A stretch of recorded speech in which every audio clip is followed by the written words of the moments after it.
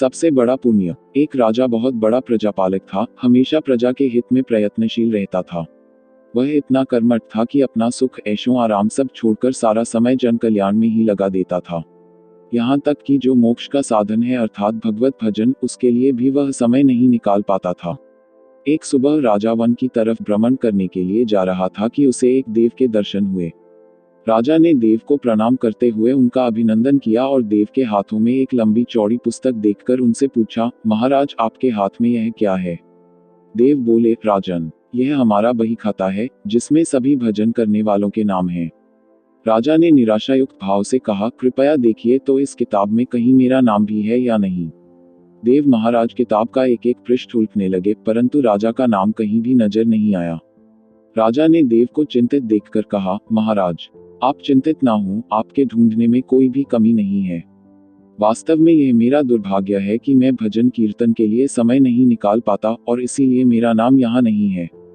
उस दिन राजा के मन में आत्मग्लानि सी उत्पन्न हुई, लेकिन इसके बावजूद उन्होंने इसे नजरअंदाज कर दिया और पुनः परोपकार की भावना लिए दूसरों की सेवा करने में लग गए। कुछ दिन बाद राजा फिर सुबह वन की तरफ टहलने के लिए निकले तो उन्हें वही देव महाराज के दर्शन हुए। इस बार भी उनके हाथ में एक पुस्तक थी। इस पुस्तक के रंग और आकार में बहुत भेद था और यह पहली वाली से काफी छोटी भी थी।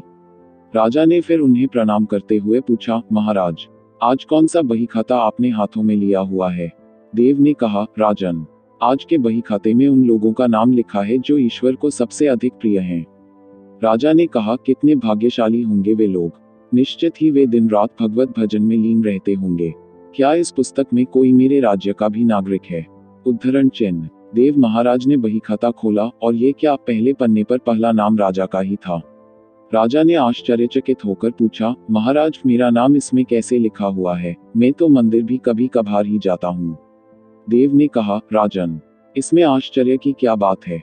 जो लोग निष्काम होकर संसार की सेवा करते हैं, जो लोग संसार के उपकार में अपना जीवन अर्पण करते हैं, जो लोग मुक्ति का लोभ भी त्याग कर प्रभु के निर्बल संतानों की सेवा सहायता में अपना योगदान देते हैं, उन त्यागी महापुरुषों का भजन स्वयं ईश्वर करता है।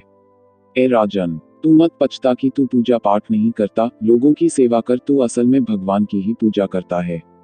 परोपकार और निस्वार्थ लोक सेवा किसी भी उपासना से बढ़कर हैं।